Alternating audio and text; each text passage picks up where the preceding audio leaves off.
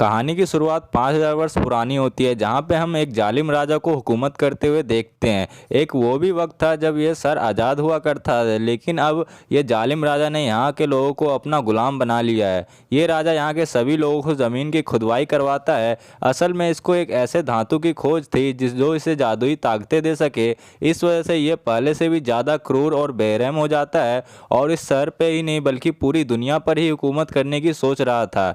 इसलिए ये धातु का नाम एटेनियम की मदद से ये एक ऐसा ताज बना लेता है जिससे अपने अंदर सुपर नेचुरल पावर को हासिल कर सकता है। यहाँ पे मामूल के मुताबिक मजदूर खुदाई कर रहे होते हैं और उसी दौरान एक मजदूर को एटेनियम पत्थर मिल जाता है। उसको वो जालिम राजा हासिल कर लेता है और बहुत जल्द अपना वह ताज भी बना लेता है, जिसको पहनने से उसे बहुत सी जादुई ताकतें मिलने वाली होती है। इसी बीच वो हम एक छोटे बच्चे को देखते हैं जो उस जालिम राजा के खिलाफ खड़ा होता है। वो गांव वालों को समझाता है कि उस जुल्म से बचना चाहिए, हमें उसके आगे नहीं झुकना चाहिए। लेकिन फिर उस जालिम राजा को इस बारे में पता चल जाता है कि ये लड़का मेरे खिलाफ खड़ा हो रहा है। वो उसे अपने सैनिकों द्वारा मरवाने का आदेश दे देता है। जैसे ही उसको मारने जा रहा होता है, वो लड़का एकदम से गायब हो जाता है और वो एक ऐसी जगह पहुंच जाता है जहां बहुत सारे गॉड्स यानी देवताएं बैठे हुए रहते हैं। ये 6 देवता इस बच्चे को कहते हैं कि तुम्हारे इस हिम्मत की वजह से हमें बहुत अच्छा लगा, इसलिए हम तुम्हें ऐसी ताकत देने जा रहे हैं जिससे कि तुम एक फेजैम बोलोगे तो तुम्हारे अंदर हम सभी देवताओं की ताकत आ जाएगी और तुम इतने ताकतवर हो जाओगे कि तुम आराम से उस जालिम राजा को हरा सकते हो। ये छोटा लड़का करता भी वैसे ही है। ये सेजैम बोलते ही वो बहुत ज़्यादा पावरफुल बन जाता है और फ़ौरन ही उस जालिम राजा के किले में चला जाता है, जहाँ पे वो अपनी शैतानी ताज पहनने ही जा रहा था क्योंकि उसके पास बहुत सी पावर आ जाए। लेकिन छोटा लड़का जो सेजैम बोलने के बाद बहुत पावरफुल बन चुका था, वो वहाँ से आके ही तबाही मचा देता है। वो सबको मारने लगता है। वो इतने गुस्से में होता है कि वो जालिम राजा के साथ साथ वहाँ के पूरे शहर को भी बर्बाद कर देता है। और यहीं से कहानी जाती है 5000 साल बाद। हम वही प्रेजेंट का टाइम देखते हैं। अभी के टाइम पे वो वही शहर दिखाया जाता है जहाँ पे एक गैंग ने पूरे शहर पर कब्जा किया होता है, लोगों पर जुल्म कर रहे हैं, लूटमार कर रहे हैं, पूरी तरह से शहर पर कंट्रोल किया रखा रहता है। असल में ये गैंग का एक ही मकसद है कि उस ताज को कहीं से भी तलाश करना, यानी कि ये वही ताज की तलाश कर रहे होते हैं जो आज से 5000 साल पहले एक जालिम राजा ने बनाया था। उन्हें मारा गया था, लेकिन उसका ताज अब भी कहीं ना कहीं इसी शहर में मौजूद है। अब हम एक लड़की को देखते हैं जिसका नाम एड्रियाना है। वो भी इसी ताज को ढूंढ रही होती है। ये लड़की पुरानी चीज़ों को ढूंढने में काफ़ी माहिर रहती है क्योंकि ये आर्कोलॉजिस्ट है, यानी यह वो लोग रहते हैं जो ज़मीन के अंदर खुदाई करते हैं और हिस्ट्री की बहुत सी चीज़ों के बारे में पता लगाते हैं। तो ये लड़की एड्रियाना एक पुराने गुफा में जाती है जहाँ पे काफ़ी कोशिशों के बाद उसको यह ताज मिल जाता है। एड्रियाना और उसके साथी बहुत ही खुश हो रहे होते हैं। तभी उसे पता चलता है कि उसके साथी में से एक उस गैंग से मिला रहता है जिससे पूरे शहर पर कब्जा किया रहता है। तभी इस्माइल अपने साथी को मार देता है और अपने गैंग के दूसरे लोगों को गुफा में बुला लेता है। अब लोग इसकी तरफ गन पॉइंट करते हैं और कहते हैं एड्रियाना वह हमें ताज दे दो। तभी वो लड़की नीचे देखती है, वहाँ पे कुछ पौराणिक शब्द लिखे रहते हैं। जब उसे वह पढ़ती है तो उसके मुंह से निकल जाता है सेजैम। यह लफ्ज़ बोलते ही वहाँ पे ब्लैक एडम आ जाता है और वहाँ पे सभी आए गुंडे को मारने लगता है। वो इतना मारता है कि वहाँ पे कोई भी नहीं बच पाता। रही बात इस्माइल की, जो गैंग के साथ मिला हुआ था वो वहाँ पे मरने का नाटक करता है। इसकी वजह से उसकी जान वहाँ बच जाती है क्योंकि एडियाना ने ब्लैक एडम को जिंदा किया होता है, दोबारा से जगाया होता है। इसी वजह से वो उसको कुछ भी नहीं करता। फिर ब्लैक एडम वहीं पर होता है कि गैंग के कुछ और लोग वहाँ पे आ जाते हैं और उसको एक स्पेशल हथियार से वार करते हैं। ये हथियार उसी एटेनियम धातु से बना रहता है जिसकी मदद से वह ताज भी बना था। और ऐसे ही मिसाइल ब्लैक एडम को लगता है, उसी वाकई दर्द महसूस होता है। ब्लैक एडम उसे मारने वाले गुंडे को जान ले लेता है, लेकिन उस रॉकेट के फटने के कारण उसके वो खुद ही बेहोश हो जाता है। तो हमें यह भी पता चलता है कि एटेनियम एक ऐसा धातु है जो ब्लैक एडम को वीकनेस है और उसी धातु से ब्लैक एडम को मारा भी जा सकता है। ये देखते हुए एड्रियाना भी बहुत परेशान हो जाती है और वह ब्लैक एडम को अपने घर पे ले जाती है। जैसे ही ब्लैक एडम को होश आता है तो वह यहाँ पे एड्रियाना के बेटे को मिलता है। यह लड़का ब्लैक एडम को कहता है कि 5000 साल से गुफा में अंदर बंद थे, इसी वजह से हमारा सर गुलामी के जी रहा है। वह गैंग हमें जीने नहीं दे रहा। आप हमारे लिए एक मसीहा बन के आए हो, आप ही हमारे शहर को उस गैंग से बचाओगे। ब्लैक एडम को यहाँ पे कोई भी फर्क नहीं पड़ता। वह कहता है कि आज से 5000 वर्ष पहले यह मेरा शहर हुआ करता था, अब यहाँ पे सब कुछ बदल चुका है, तो यह मेरा शहर नहीं हुआ। इस शहर और यहाँ के लोगों से मेरा कोई मतलब नहीं। और यह बात कहते हुए वो घर से बाहर निकलने लगता है और शहर में घूमने लगता है। इसके बाद हम एक औरत को देखते हैं जिसका काम आने वाले सुपर हीरो और सुपर विलन्स को रोकना होता है। दुनिया में ऐसे हालात रखने होते हैं जिसकी वजह से आम लोगों को कोई मुश्किल ना आए और हमारी ज़मीन पर कोई भी खतरा ना हो। वो यहाँ पे एक सुपर हीरो हॉकमैन के से बात कर रही होती है, कहती है कि ब्लैक एडम वापस आ चुका है और उसे एक रोका ना गया तो वो पहले से भी ज़्यादा तबाही मचाएगा, और वह पागल हो गया तो उसे वो रोकना बहुत नामुमकिन सा हो जाएगा। तो हॉकमैन इस चीज़ को राज़ी कर लेता है और अपनी एक टीम इकट्ठी करने लगता है जिसमें कई सारे सुपर हीरो शामिल होते हैं और सब निकलकर ब्लैक एडम को पकड़ने के लिए निकल जाते हैं। दूसरी तरफ उस गैंग के कुछ लोगों को एड्रियाना के घर पे पहुंच जाते हैं क्योंकि उन्हें पता था कि वह ताज अभी भी उसकी के पास है। वह उस ताज को लेने के लिए गए थे। जैसे ही वो लोग एड्रियाना के फैमिली पर अटैक करने लगते हैं तभी वहाँ ब्लैक एडम आकर उन्हें बचाता है। उस गैंग के लोगों से एक बार फिर मार डालता है और बचे हुए कुछ लोगों से लड़ाई कर ही रहा होता है। तभी उसी वक्त हॉकमैन की बनाई हुई टीम आ जाती है और सब मिलकर ब्लैक एडम से फाइट करने लगते हैं, पर अभी भी ब्लैक एडम इन सब पर भारी पड़ रहा होता।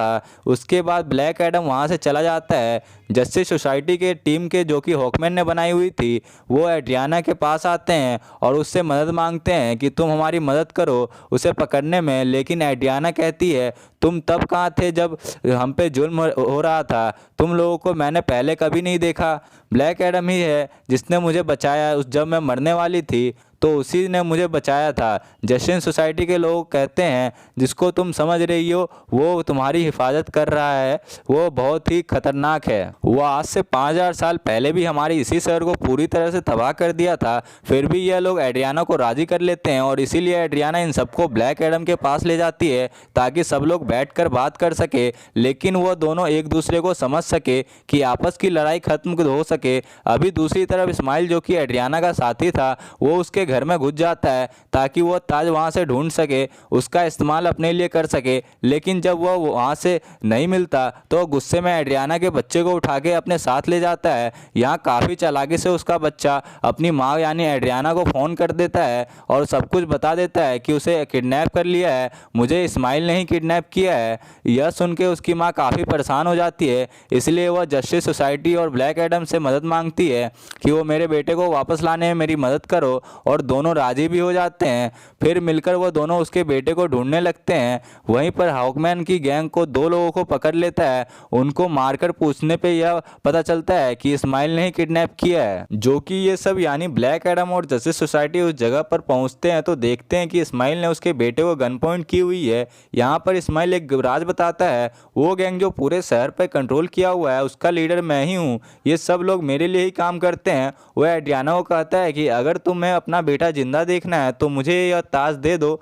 तो एड्रियाना मजबूर होकर वो ताज उसको दे देती है ताकि उसके बेटे की जान बच सके, लेकिन इसके बावजूद भी वो उसको बेटे पे गोली चला देता है। तभी ब्लैक एडम ये देखता है और वो बहुत तेज़ी से उड़ता हुआ उस सेल के अंदर से जाकर उसके बच्चे की जान बचा लेता है। यहाँ पर इस्माइल को अपने बिजली के पावर से जलाकर उसको मारने की कोशिश करता है। यहाँ पर ब्लैक एडम हॉकमैन से मिलता है, उसको वो बहुत बड़ा राज बताता है कि आज से 5000 साल पहले वह लड़का जिसने जालिम राजा के खिलाफ आवाज़ उठाई थी वो मैं नहीं था बल्कि मेरा बेटा था। जब जालिम राजा ने मेरे बेटे को मार रहा था उसी वक्त वो वहाँ से गायब हो गया था। इसी चीज़ को देखते हुए जालिम राजा को बहुत गुस्सा आया कि अब वो मेरे बेटे को कभी ढूंढ नहीं पा रहा था। तब उसने मेरे घर वालों को पकड़ लिया और उन्हें बहुत मारा पीटा, इतने बुरी तरीके से मारा था शायद कोई जानवरों पे भी ऐसा सलूक नहीं करता है।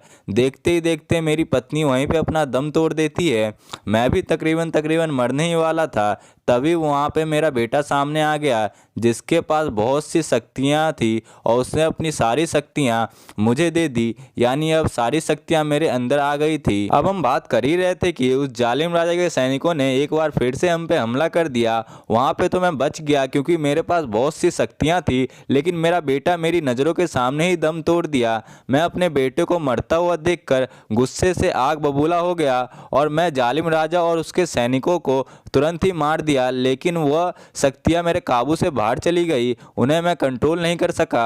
देखते ही देखते ये पूरा शहर मेरे आंखों के सामने तबाह हो गया। मेरे ऐसा करने की वजह से उन देवताओं ने जिन्होंने मेरे बेटे को ये शक्ति दी, अब वो शक्ति मेरे पास है, वो बहुत ही नाराज़ हो चुके थे कि मैं अपनी शक्तियों का दुरुपयोग किया। मैंने अपनी शक्तियों को कंट्रोल में नहीं रखा, इसलिए उन्होंने मुझे उस गुफा में बंद कर दिया था। मैं कई हजार सालों से उस गुफा में बंद था। जब तक एड्रियाना ने आकर शेज़ैम का नाम लिया तो मैं एक बार फिर से दोबारा से जिंदा हो गया। फिर यहाँ पे ब्लैक एडम को बहुत दुख होता है कि उसकी वजह से पहले भी बहुत तबाही मची और अब भी बहुत ज़्यादा तबाही मच रही है, बहुत से लोग मारे गए हैं। हॉकमैन से कहता है कि मैं सरेंडर करता हूँ, मैं अपनी पावर को ख़त्म करना चाहता हूँ, बस मेरी वजह से किसी को कोई नुकसान ना हो। इसके बाद ब्लैक एडम शेज़ैम बोलता है जिससे कि वापस से वो अपनी पुराने रूप में आ जाता है, यानी वो नॉर्मल इंसान बन जाता है जिसके पास कोई सुपर पावर नहीं है। जब तक कि वो दोबारा से शेज़ैम नहीं बोलेगा तब तक ये फिर से ब्लैक एडम नहीं बन सकता।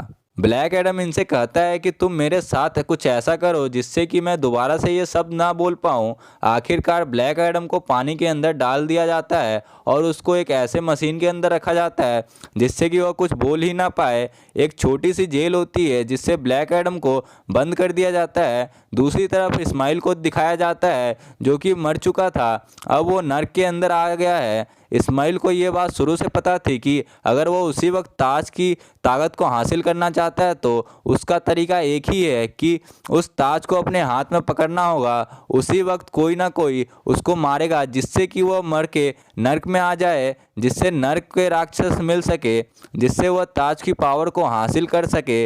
इस्माइल को ये शुरू से जानता था जिससे कि वह ब्लैक एडम को उकसाया, जैसे कि एड्रियाना के बेटे को मारूंगा तो ब्लैक एडम आकर उसे बचाएगा और मुझे मार डालेगा। उसी वक्त वह ताज उसके हाथ में ही होता है। ये बात उसको शुरू से पता थी और वह सब उसके प्लान के मुताबिक ही चल रहा था। नर्क के राजा इस्माइल से मिलते हैं और वो अपनी शक्तियाँ दे देते हैं। अब यह पहले से भी इंसान नहीं था, अब यह राक्षस बन चुका होता है। उन शक्तियों के साथ यह पृथ्वी पर आ जाता है और हर तरफ तबाही मचाने लगता है। जैसे ही जस्टिस सोसाइटी को ये बात पता चलती है तो उससे लड़ने के लिए उसके पास जाते हैं। दोनों में काफ़ी देर तक लड़ाई चलती है, लेकिन वो राक्षस बहुत ज़्यादा शक्तिशाली था। सब मिलकर भी उसको नर्क नहीं रोक पा रहे थे। इसी जस्टिस सोसाइटी के एक टीम मेंबर को अपनी मल्टीपल फॉर्म में आते हैं, मल्टीपल फॉर्म का इस्तेमाल करके उसको मारने की कोशिश करते हैं, फिर भी वो कामयाब नहीं होते हैं और बहुत जल्द ही सक्षम हो जाते हैं। उस राक्षस को ब्लैक एडम ही अलावा और कोई नहीं मार सकता। इसलिए वहाँ पे टेलीपैथी के जरिए ब्लैक एडम से बात करने लगते हैं और यहीं से काफ़ी मदद भी करते हैं ताकि वो खुद को आज़ाद कर सके। वहाँ से निकलते ही कुछ सैनिकों को मारता है। पानी के ऊपर आते ही शेज़ैम बोलता है जिसके वजह से ब्लैक एडम की शक्तियाँ फिर से मिल जाती है और वो फ़ौरन ही उनके पास जाने लगता है। दूसरी तरफ जस्टिस सोसाइटी के लोग उस राक्षस से लड़ रहे होते हैं।